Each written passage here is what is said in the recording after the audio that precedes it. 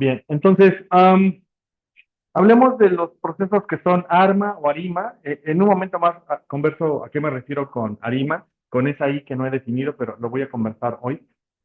Entonces, empecemos con la idea de los ARMA, ¿no? Un poco lo conversé en la clase anterior. Entonces, les dije, bueno, un ARMA es simplemente la combinación de una parte autorregresiva que vamos a asumir que en este caso que es un arma 1-1, entonces aquí está la parte autorregresiva, más, bueno, en este caso menos, una parte de medias móviles. Entonces a este le llamamos arma 1-1. Tiene un rezago en el componente autorregresivo y un rezago en el componente de medias móviles. Si operáramos esto algebraicamente, lo único que ocurriría es que deberíamos de poder organizarlo en términos de polinomios característicos, para verlo algo así de esta manera. Entonces tengo un polinomio asociado a el componente autorregresivo y uno de medias móviles. Noten que en estricto sentido es el mismo polinomio, solamente que uno afecta a la variable y otro afecta a su término de error. Por lo tanto, bajo esta lógica, este polinomio debería de cumplir con dos características: que A1 sea en valor absoluto menor a 1, que B1 en valor absoluto sea menor a 1. Esas serían sus condiciones de estabilidad de este arma 1-1. Entonces, eso sería lo único que le pediríamos. Ahora, si es invertible, significaría que podemos despejar el polinomio de la parte autorregresiva y eso implicaría simplemente dejar solo a X y la demás parte de aquel lado. Bueno, aquí tengo un typo, debería, bueno, dejémoslo así. Este debería ser la media, en estricto sentido. Este componente que está aquí debería ser la media. Y este componente que está aquí sería la división de dos polinomios. Ambos que dependen de L. No puedo quitar a L porque de otro está afectando una variable que depende del tiempo. Entonces, lo único que vamos a pedir es que ese polinomio, bueno, esta división de polinomios se pueda descomponer como la descomposición de Wolf, como le hemos planteado en otro momento, como descomposición de Wolf, y que simplemente, en estricto sentido, esta división debería darnos como resultado un polinomio de grado infinito, lo cual implicaría, ya aplicado ahí a este componente U, si sustituyo este elemento en la ecuación, lo que tendría es que en realidad un arma es igual a una constante que está contenida, déjenme ponerlo un poquito más abajo, a una constante más, bueno, que depende de una media, esta sería la media, más un término de error que está aquí, que es un ruido blanco, y la acumulación de todas las innovaciones de los ruidos blancos ocurridos en periodos atrás. Entonces, esto era lo que yo les decía, que si lo pensamos en una gráfica, notemos que el efecto más importante que existe aquí, o el que tiene más impacto, el residual más importante, en estricto sentido, es el contemporáneo, el de este momento, porque este no está ajustado por ningún coeficiente. Ese está, digamos, el efecto es directo. Y conforme va pasando hacia atrás el tiempo, lo que nos damos cuenta es que los coeficientes asociados a UDT deberían ser coeficientes que tiendan a ser más pequeños. Eso porque eso garantizaría que en efecto en el largo plazo esto sea estable. Y entonces, si graficáramos el efecto, lo que deberíamos de ver es algo así.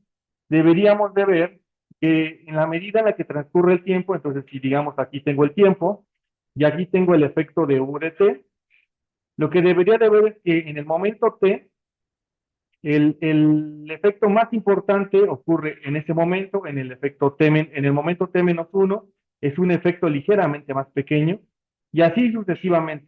Lo que ocurriría es que debería yo de ver una gráfica más o menos así suavizada.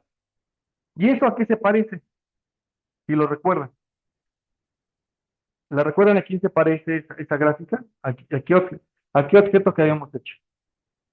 A la función de autocorrelación. La función de autocorrelación tiene esa forma. Entonces, eso lo que quiere decir es que o intuitivamente nos diría es que este componente describe muy bien, si tenemos una función de autocorrelación de esta forma, quiere decir que nuestro modelo necesita medias móviles. A grosso modo, eso es lo que significaría. Bien, ahora, eso es una forma muy intuitiva de verlo, pero vamos a generalizar un poco más el problema. Y pensemos ahora, ¿qué pasa si le doy más grados al arma? Y es una conversación que empecé la clase pasada, y entonces les dije, bueno, eso implica la suma de dos objetos. Un objeto que es un AR de orden P y un MA de orden Q. Bastante, digamos, en términos algebraicos y analíticos, bastante denso, complicado de operar. Ya solamente ocupar el operador rezago lo hace bastante engorroso, porque de este lado tengo un polinomio al cual voy a denominar como alfa de L, y este de acá que le voy a denominar como beta de L. Dos polinomios que tengo en este sentido, y cada uno de esos polinomios tiene sus propias raíces características, y sus raíces deberían de cumplir con la condición de estabilidad de estar dentro del círculo unitario. Eh, entonces, lo único que implicaría esto sería simplemente hacer el despejar el polinomio del lado izquierdo de la ecuación y resolver el problema para encontrar que esto debería de verse más o menos así. Esto implicaría que entonces, en estricto sentido, no importa el grado del arma, es decir, no importa qué tan grandes sean los rezagos, el AR o el MA, siempre la solución de la ecuación de digamos, de la serie de tiempo es igual a una media más un componente de medias móviles de orden infinito. Si lo quisiéramos expresar en términos analíticos, diríamos que x de t en el largo plazo es igual a una media más un MA de orden infinito. Eso es lo que diría yo. Ah, interesante si lo queremos ver de esta manera. Ah, bien. Eh, ¿Sin dudas hasta este punto? Sí.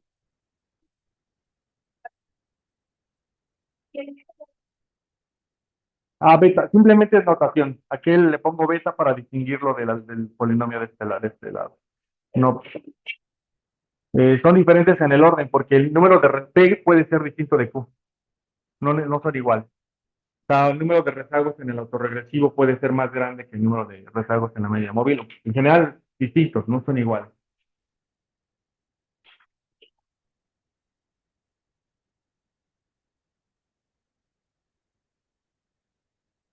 Bien. Ahora,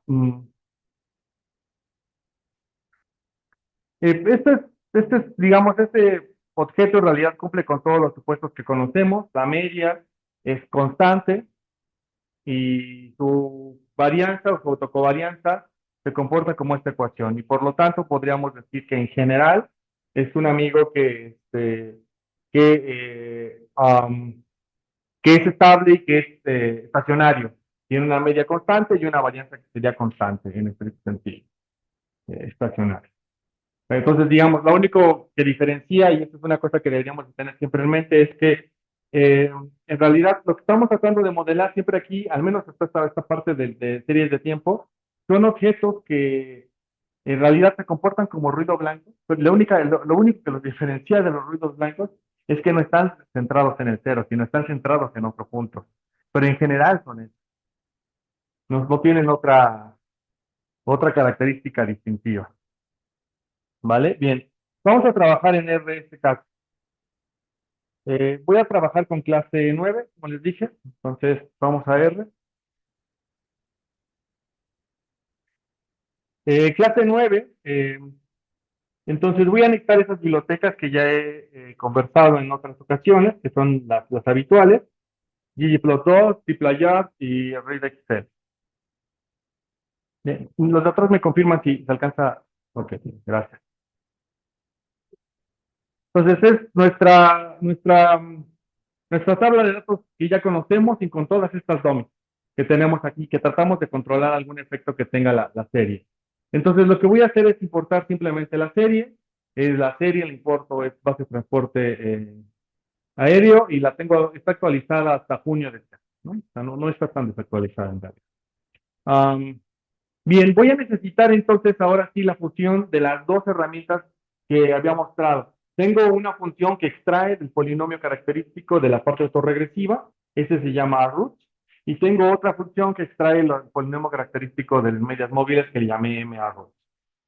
Y una función que permite graficar ambas raíces del polinomio característico. Entonces lo que deberíamos observar son dos círculos unitarios, uno que nos va a decir si las raíces del polinomio asociado a la parte autorregresiva está dentro del círculo unitario y otra parte si las raíces del polinomio de medias móviles también está dentro del círculo unitario. Eh, Voy a llamar esas dos, esas tres en realidad funciones, ya las tengo aquí cargadas en function, y vamos a convertir a serie de tiempo. En este caso voy a trabajar con esta serie, pasajeros en vuelos nacionales. Primero esta serie, cuando la serie la convertimos, simplemente tal cual la convertimos en series de tiempo, le decimos que la serie está en niveles. Cuando le tomamos su logaritmo, le decimos que está en escala logarítmica. Y cuando le tomamos su diferencia, decimos que es en diferencias logarítmicas.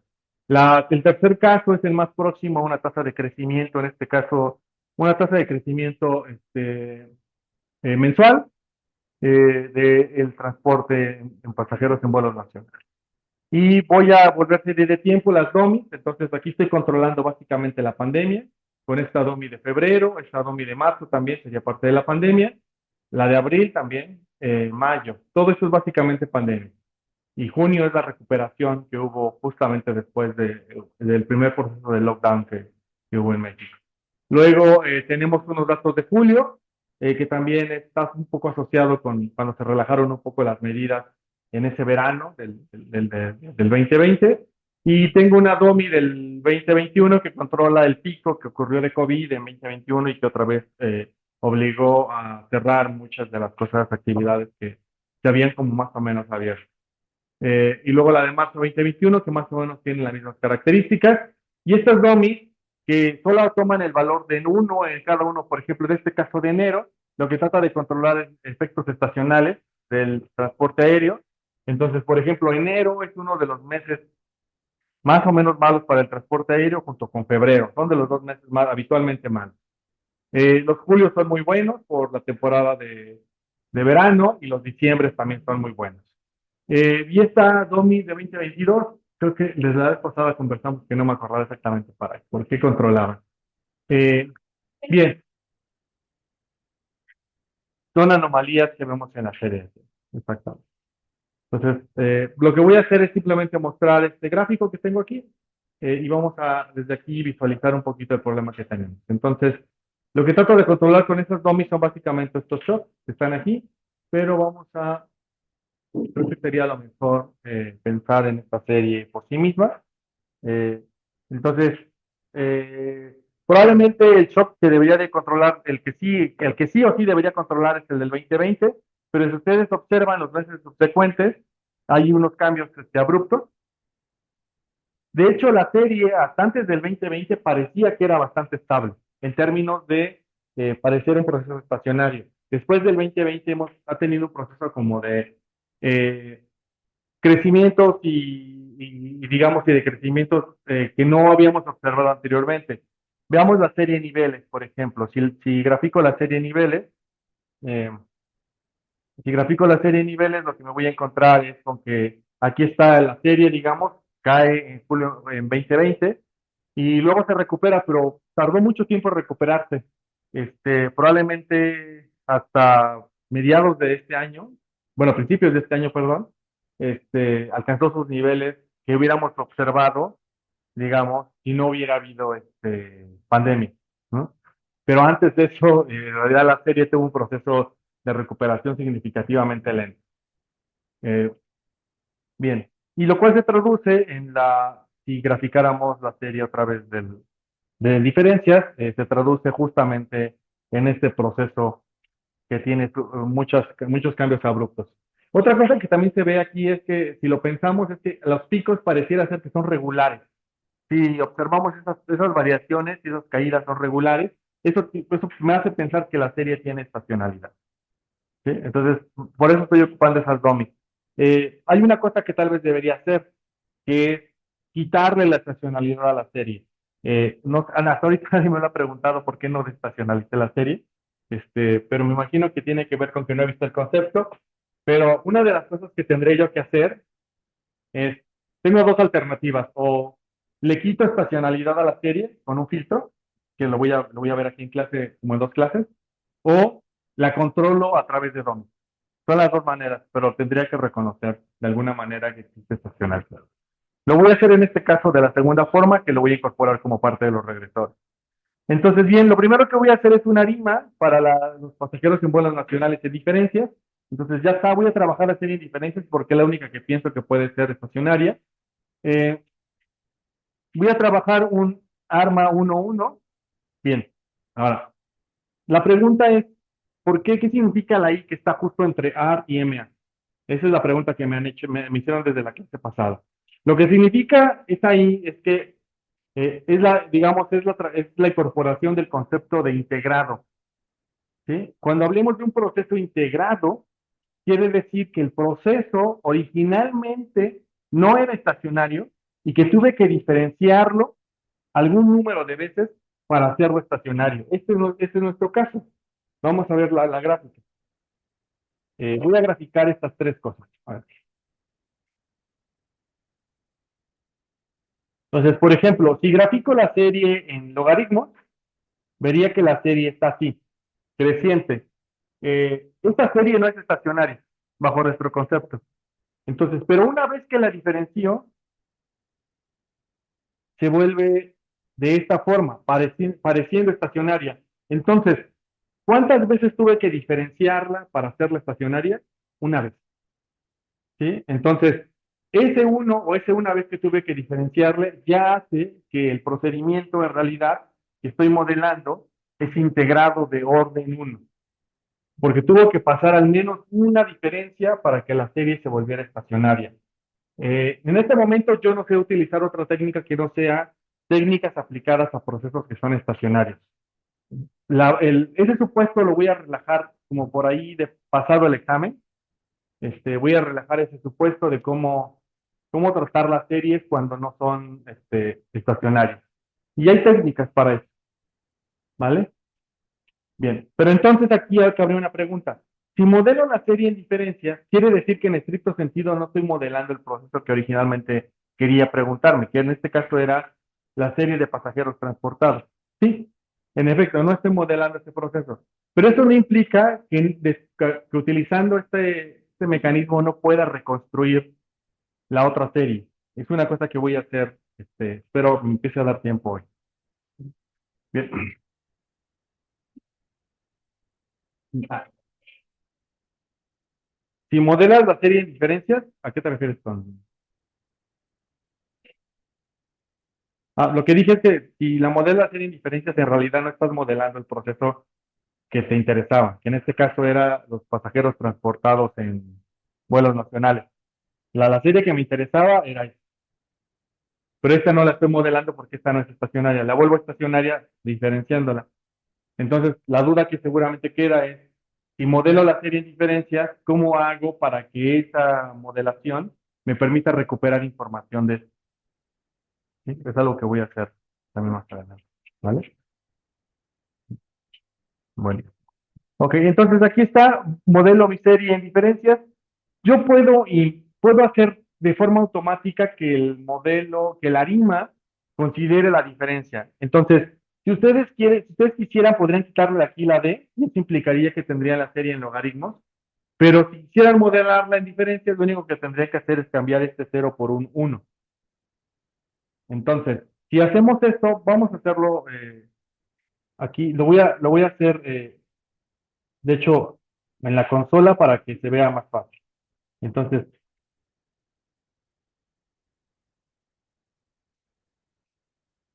voy a abrir un poco esta más.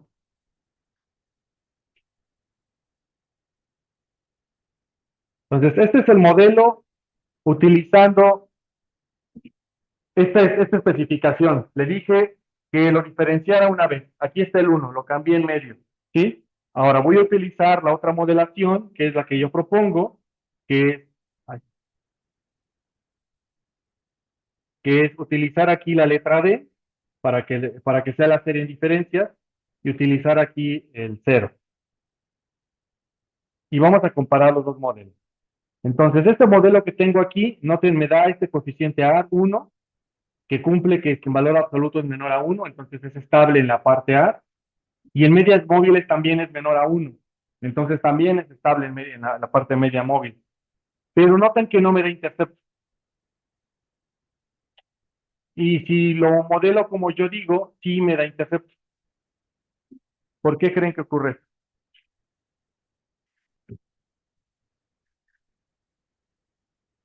¿Qué piensan que? ¿Por qué ocurre que si yo utilizo la función de manera directa y le digo que lo diferencie, elimina el intercepto? Y de hecho los coeficientes se parecen mucho. Por ejemplo, el A1 y el MA se parecen mucho. En este caso aquí es 0.57 y aquí arriba es 0.47 y este de acá es 0.81. Voy a hacerlo un poco más grande. Y el de arriba es 0.74. ¿Por qué creen que no, ¿eh? Sí. El uno sí, pues, en efecto, es uno lo hace, el de arriba tomó la serie en niveles, en logaritmos, y la diferenció y la estimó. Y el de abajo yo tomé la serie en diferencias y la modelé. La diferencia es que si utilizo la opción de arriba, que es decir, que directamente le digo al software que las diferencie, asume que cuando hace la diferencia logarítmica, elimina la media. Entonces el proceso se centra en cero.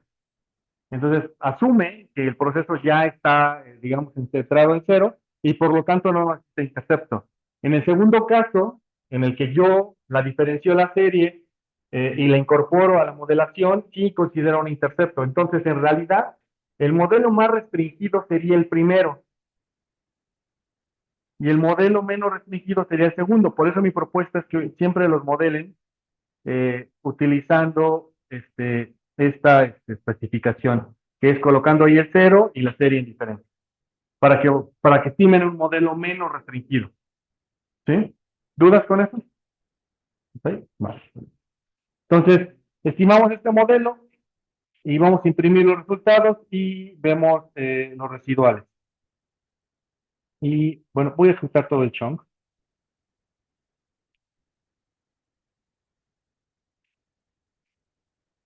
Bien, entonces el modelo me da este resultado. Primero, empecemos a interpretar un poco el modelo. Entonces, ya sabemos que las dos, el componente A1 y el MA1, hablan de un polinomio que es estacionario, bueno, perdón, un polinomio que tiene raíces dentro del círculo unitario y por lo tanto el proceso será estable en el largo plazo. El intercepto, bueno, ya sabemos que nos permite más libertad, no está centrado en cero, está un poquitito arriba del cero en general, es decir, como en promedio, lo que diríamos es que en promedio la serie o el transporte aéreo mes a mes crece cerca del 0.27% mes a mes. Eso es lo que diría en promedio. Ahora, observen qué domis utilicé como exógenas. Utilicé las domis para estacionalidad.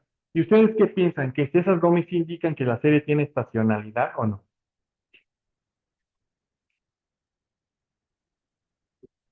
O sea, por ejemplo, ¿qué significa este menos 10.21? A grosso modo, ¿qué significaría? Que los eneros, ¿qué son? Que los eneros, el transporte aéreo, si estoy modelando la serie en diferentes logarítmicas, la serie está en tasas de crecimiento. Entonces, ¿qué querría decir? Sí, que la tasa de crecimiento del transporte aéreo cae de 10%, que hay 10 puntos base en enero.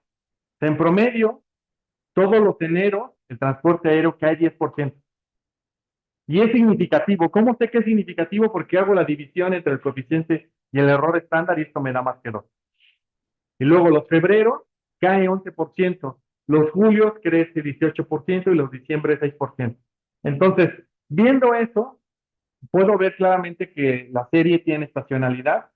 Entonces, los eneros y los febreros son muy malos para la industria y los julios son significativamente mejores y los diciembres no son tan buenos en realidad.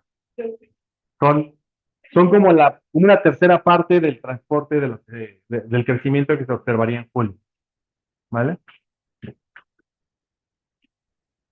Dividimos el coeficiente entre el error estándar, es decir, divido ese de 10.21 entre el 0.034 y me debe de dar algo más que 2 para que sea significativo. Bien. Luego, vemos los residuales y lo único que hice fue quitarle tal vez un poco de los cambios, de los picos regulares, pero lo que no le quité fue esta caída de la pandemia. No obstante, vamos a ver cómo se ven las raíces del polinomio característico. Se ven dentro del círculo unitario, es lo que ya sabíamos. Y bien, ahora vamos a ver las gráficas de función de autocorrelación. Entonces, tengo, aquí tengo la función de autocorrelación total. Y lo que puedo ver es que no veo esa forma de caída como decreciente. En realidad, lo que veo son como algunas veces que se sale de las bandas. Entonces, una de las cosas que puedo concluir es que, viendo la función de autocorrelación, es que tal vez esta serie solo necesita modelarse con una media móvil. Tal vez sea lo más relevante. Una media móvil de un solo rezago. Con eso tal vez sea suficiente. O tal vez si quiero controlar los otros picos de allá, lo incorporaría, pero la que tendría que ir sí o sí sería una media móvil de un rezago. Y la función de autocorrelación parcial, los rompimientos me diría más o menos cuántos autorregresivos puedo incorporar. Y tal vez, si fuera yo muy estricto, debería de incorporar tal vez 12 autorregresivos. Si quisiera ser muy estricto. ¿Eh? Porque es el último caso que se sale hasta acá. 12. De hecho, sí, sí, eso tal vez. Son 12 porque son el número de, ¿cuál es el último elemento que se sale de la banda azul? El último elemento que se sale es el rezago, bueno, tal vez 13, ¿no? Pensando, o 14, por ahí más o menos. ¿Vale? ¿Sí? ¿Dudas con eso? Vale. Eso es muy empírico todavía. Vamos a hacer una prueba más formal para eso. A ver, ¿cómo determinamos si es que de verdad necesitamos cuántos rezagos? Voy a crear una prueba para saber cuántos rezagos necesito incorporarle a un arma. Pues voy a regresarme a mi pizarra. Para eso, voy a necesitar, bueno, esta conclusión que les acabo de decir se resume en esta tabla. Esta tabla les diría, por ejemplo, si la función de autocorrelación tiene rompimiento, entonces necesitas MA. Si la función de autocorrelación parcial tiene rompimientos, necesitas AR. ¿Sí? Entonces, los elementos de la diagonal. ¿Sí? Los que están fuera de la diagonal son los casos que en realidad no nos interesan. Sería la conclusión simplemente empírica, pero bien. Pero eso no es formal. ¿Vale? Entonces, utilicemos algo más formal. Para utilizar algo más formal, voy a utilizar las siguientes métricas para determinar una selección de qué orden. ¿Cuántos P o cuántos Q necesito incorporar? Para eso voy a ocupar criterios de información. Y esos criterios de información, algunos de ellos seguramente ya los han utilizado alguna vez en la vida. El primer criterio de información es el Final Prediction Error. Y si lo observan, lo que cuantifica el Final Prediction Error, en realidad, este U que está aquí son los residuales estimados. Entonces, lo que hace el Final Prediction Error es que asume que hiciste un autorregresivo de orden P y calcula los residuales. Y luego lo suma al cuadrado. ¿Eso a qué se parece? ¿A qué se parece la suma de cuadrados de los residuales? Al procedimiento de mínimos cuadrados ordinarios, ¿no? En estricto sentido. Entonces, ¿qué es lo que cuantifica el Final Prediction Error? Lo que está cuantificando es básicamente qué tan grande es la desviación generada solamente por hacer un autorregresivo de orden P. Entonces, Final Prediction Error funciona bien cuando en realidad estamos trabajando con autorregresivos. Vale, bien. Eh, Cuando hacemos una caique, es más o menos lo mismo, pero tiene un ajuste logarítmico. Entonces, un poco lo que trata de incorporar a caique es, sí, los residuales, la suma de residuales de cuánto te equivocas en promedio, cuánto te equivocas, pero una versión suavizada. Entonces trata de incorporar un poco el efecto que podría tener las medias móviles.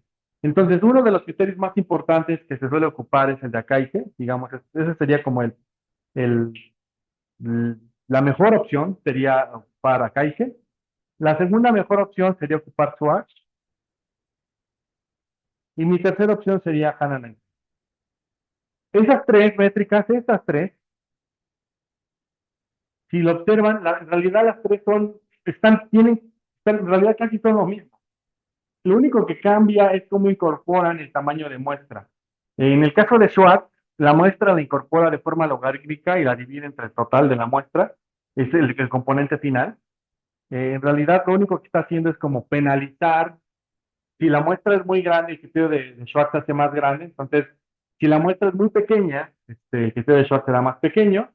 Eh, y por lo tanto, Hanan and Quinn hace más o menos lo mismo. Si se dan cuenta, es como un incremento de castigar, o más bien en este caso sería como de beneficiar en la estimación por incorporar muestras muy grandes. Eh, en general, lo que sabemos, lo que nos ha dicho la observación empírica es que esto se cumple siempre, que el orden que les da Schwartz siempre es más pequeño que el de Hanan and Quinn, y por lo tanto ese también es más pequeño que el de Akaike, pero tiene que ver por cómo está incorporado el tamaño de la muestra, el componente que está en la suma. Este componente que está aquí es el que en realidad nos dice, genera ese efecto. Entonces, si me preguntaran a mí cuál es el criterio que ocuparía, debería de ocupar Akaike, porque es el menos restrictivo, es el más amplio. El más restrictivo es Schwartz. Y entonces, en estricto sentido, eh, aquí es un poco como decían ustedes, pero en general, digamos, acá hay que es suficiente para mí, desde mi perspectiva. Vale, entonces voy a ocupar a Kaike para estimar. Entonces lo que voy a hacer es, voy a calcular el criterio de Kaike para cada vez que haga un arma o una arima para determinar cuál es el criterio óptimo. Entonces me voy a regresar a R. En R, si ustedes observaban cuando hicimos una estimación, de hecho aquí está en esta estimación, aquí está el criterio de Kaike. ¿Sí? ¿Cuál es cómo deberían elegir entre diferentes modelos, por ejemplo?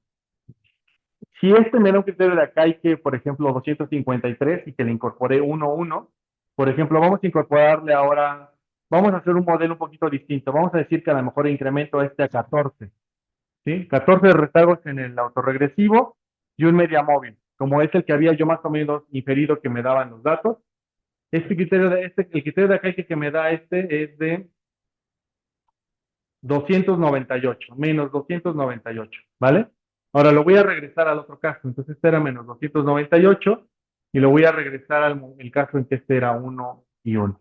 Y vamos a ver cuál nos da un criterio de acá que más pequeño. 298 y este nos da 253. Entonces, ¿cuál es más pequeño? ¿El anterior de 290, menos 298 o este de menos 253? El anterior, ¿no? Porque es negativo el criterio de acá. Entonces, en realidad es el que entre más negativo sea es mejor. ¿Sí? Hasta aquí, claro. El otro nos daba menos 298. Más pequeño porque quiere decir que la métrica de error es más menos. ¿Vale? Bien.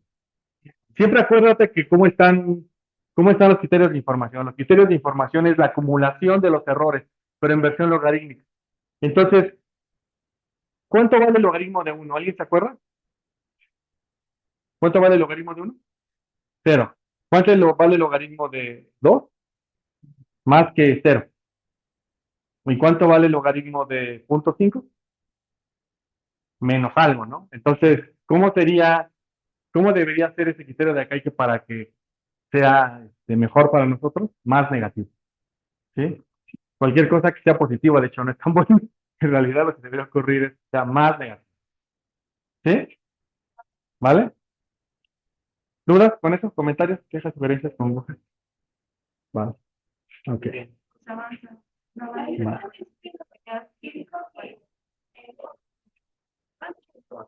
Ok, vale. Bien. Te digo nada más para que no lo olviden, por si no lo recuerdan, cómo es una gráfica de logaritmo. O sea, la gráfica del logaritmo natural está en cuando vale uno, cuando x vale uno, está aquí vale cero, para todos los demás es así, una muchacha así, y para todos los que está aquí acercándose al cero se acerca de forma sintótica, pero nunca toca. Entonces, en realidad a mí lo que me gustaría, o lo que nos gustaría es que el criterio de Akaike viva por acá, hacia abajo, ¿no? Ahí nos gustaría que estuviera el criterio de aquí, que en los de hacia abajo, ¿vale? Bien, me voy a R para cerrar este ejercicio. Entonces, en R, entonces voy a utilizar esta función que se llama LabOp. Eh, si pueden abrirla para que la veamos muy rápido. Entonces, esta función LabOp, que la tienen también ahí, este punto R, esta es una función que sirve para determinar cuáles son los rezagos óptimos, tanto P y Q. Entonces, lo que necesita son varias cosas. Este es una función que necesita que le digamos cuál es el número máximo de P que vamos a evaluar, el número máximo de Q, la serie que vamos a evaluar, variables exógenas y Z, que ya no me acuerdo qué es. Bueno, X es si incluimos exógenas, un indicador, y Z son las variables exógenas. Entonces, lo que hace esta función es que itera sobre todas las combinaciones posibles de arma que se generan con datos dos máximos y nos dice cuál es el criterio de Akaike en todos esos casos y nos va a indicar cuál es el arma óptimo o el que genera el criterio de Akaike más pequeño dentro de todas las combinaciones. Entonces, me voy a R, cierro este amigo de acá, voy a ejecutar esta función para cargar una nueva función y vamos a estimar, le voy a decir que calcule máximo 6 en un orden 6 en la parte A y un máximo 6 en la parte Q, en la parte de medias móviles, que modele los pasajeros transportados en vuelos nacionales. Con X1 le estoy indicando que estoy incorporando exógenas y estas son mis exógenas. Solamente le voy a agregar estas exógenas, que son, básicamente estoy controlando la pandemia aquí y lo voy a lanzar. Y se va a tardar un ratín ahí, unos 30 segundos, porque calcula todas las combinaciones. ¿Cuántas combinaciones hay? Eh, 6. Bueno, aquí calculó todas y me dice que pudo calcular todas estas combinaciones. Entonces calculó un AR 1-1 y ese es el criterio de Akaike. Calculó un AR 1-2, un arma, perdón, 1-2 y ese es el criterio de Akaike. Así deberíamos ver esta tabla. Y según esto, dice que el óptimo es un arma 5-4. Es el que genera el criterio de Akaike más pequeño de entre todos los posibles que existen dentro de un rango de 6 AR y de 6 medias móviles. Entonces, debería ser nuestro arma óptimo, un 5-4. Entonces, vamos a utilizar ese dato, un 5-4, y vamos a estimar este modelo y veamos cómo se ven los resultados. Entonces, aquí está nuestro modelo. El criterio de acá, que es este, ya lo sabíamos, ya lo habíamos calculado. Se ve así. Y entonces, por ejemplo, ahora podemos interpretar cuánto le costó la pandemia al transporte aéreo. Le costó 46 puntos base. O sea, la mitad de, o sea, se fue a menos a casi la mitad el transporte aéreo de la historia que hemos observado. Abril también, abril fue más grave todavía. O sea, abril es una cosa desproporcionada, ¿vale?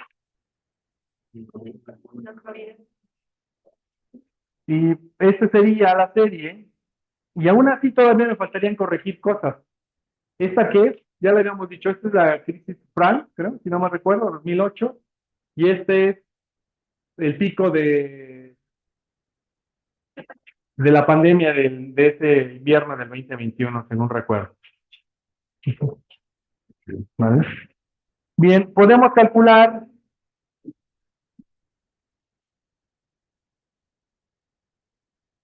Y voy a agregar otras series. Noten que voy a agregar ahora, además de las que ya sabíamos, marzo, voy a agregar junio del 2020, perdón, sí, junio de 2020, julio de 2020 y marzo de 2021. Otras exógenas para ver si puedo quitarle esos picos y vamos a lanzar nuestra función de rezagos óptimos y veamos cuántos dice que puede calcular. Hay unos modelos que no pueden converger, de hecho aquí me dice, algunos casos en los cuales ni siquiera pudo estimarlo, pero para los que sí pudo me reporta algún resultado y lo que me dice es que la mejor opción era un 6.6. ¿Ustedes creen que este es el modelo correcto, un 6.6? Sí, este es el más grande, pero eso tiene un problema, que puede ser que a lo mejor tengamos que seguir todavía más para saber qué es el óptimo. Entonces, tal vez debería yo de crecer, no buscar en un 6.6 máximo, sino tal vez un 10.10. Eso es lo que está diciendo. Tal vez debería de buscar en una de esas un 12.12 para saber cuál es el mejor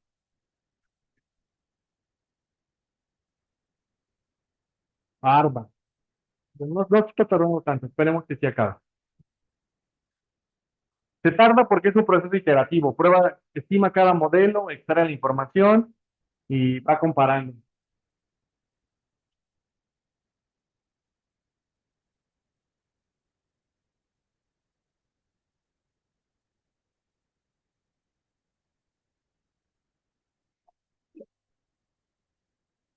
¿Perdón?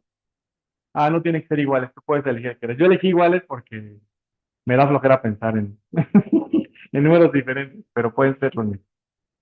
Pueden ser diferentes, pues puedes elegir algo. Si tu intuición te dice algo, por ejemplo, que le voy a dar media móvil de Q, bueno, la Q debería ser 8 y no 12, por alguna razón que tú intuyas o conozcas de la serie, no, más que la pura experimentación. Sí, no, no.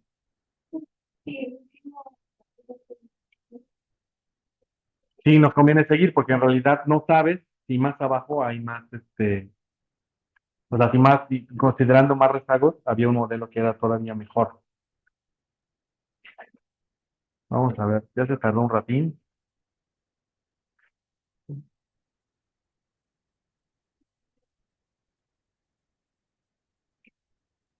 Mm.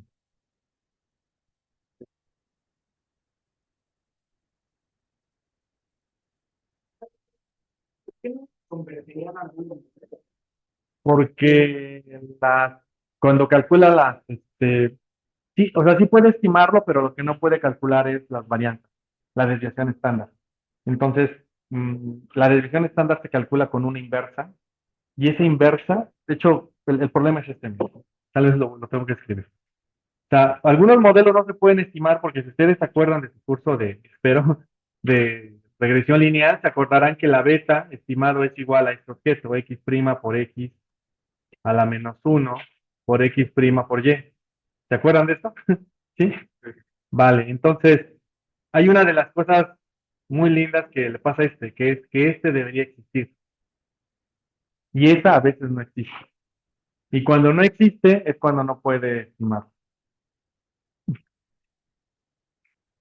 Esta pseudo inversa. Ese es el problema. Changos, crashó. No pudo. Bueno, vamos a elegir un rango más pequeño. Sí, no pudo. Pero bueno, vamos a elegir uno. Porque mi opción sería trabajar un 6.6, a ver qué tal sale, pero bueno, vamos a dejarlo en un 6.6 para que no, por si vuelve a crashear, solamente para continuar la clase. Entonces, vamos a asumir que el 6.6 era el bueno. Si calculamos el 6.6, veamos cómo se ve, el modelo se ve de esta manera, aquí se ven todos los coeficientes. Lo que deberíamos observar es los residuales. Noten que los residuales ahora sí ya se ven más, ya logramos quitarle cosas, ¿no? ¿Qué es lo que nos falta? La crisis subprime, y por ahí todavía tengo un pico que no he podido quitar. Pero en general ya estábamos muy cerca de generar residuales que sean ruido blanco. Y no, no debe ser par, debe ser lo que quieras. ¿Un qué? Bueno, puede ser que a lo mejor no pudo estimar alguno. Eso es lo que pasó. Pero noten cómo ya estamos en el límite, o sea, ninguno de estos ha salido, pero están muy cerca de salirse, de volverse inestables en general como soluciones. ¿Vale? Bien, ¿dudas, comentarios con este? Con este, ¿no? ¿Todo claro? ¿Sí? Ok, bien. Entonces, nada más como recapitulación, esta función que está aquí, esta fue escasera en realidad, o sea, la programó Mar y por ahí es como hemos solucionado el tema. Pero en realidad, si ustedes no tuvieran esta función, deberían estimar tantos armas como se les ocurra y pensar, elegir alguno, el que les haga sentido. Eh, por eso es que nuestra propuesta se ocupa en algo así, algo iterativo. ¿Qué cosas le podríamos agregar a esta? Tal vez, este, a lo mejor más exógenas, a lo mejor puede solucionar un problema. Tal vez otra cosa que puede solucionar. Sí puedo terminar. Qué bueno. Este, pero sigue siendo el 8-8, ¿no? Entonces seguramente está más abajo todavía. Bueno, pero en general, esta es una buena manera para estimar este tipo de objetos. ¿Vale? Bien, lo que voy a hacer la siguiente clase es hablar del principal uso que se le da a los armas. Y el principal uso que se le da a los armas es pronóstico. Es básicamente para lo que nos ocupan. O sea, ¿por qué haríamos un arma? O sea, ¿qué sentido tiene calcular estos coeficientes?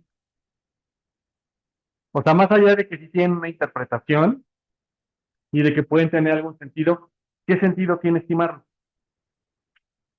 Hacer un pronóstico, proponer una trayectoria futura de la serie, ¿no? Entonces, eso es lo que vamos a hacer. La siguiente clase tomaremos un arma y trataremos de proponer una trayectoria futura de la serie. Noten que el reto es que tengo la serie, voy a modelar la serie en diferencias, pero a mí lo que me interesa es la serie en niveles, no la serie en diferencias. Entonces voy a reconstruir la serie en niveles a partir de la serie en diferencias. Eso será parte de lo que haré la siguiente clase. ¿Vale? Bien. Entonces aquí le voy a dejar por hoy, salvo que ustedes tengan un comentario adicional. Creo que para mí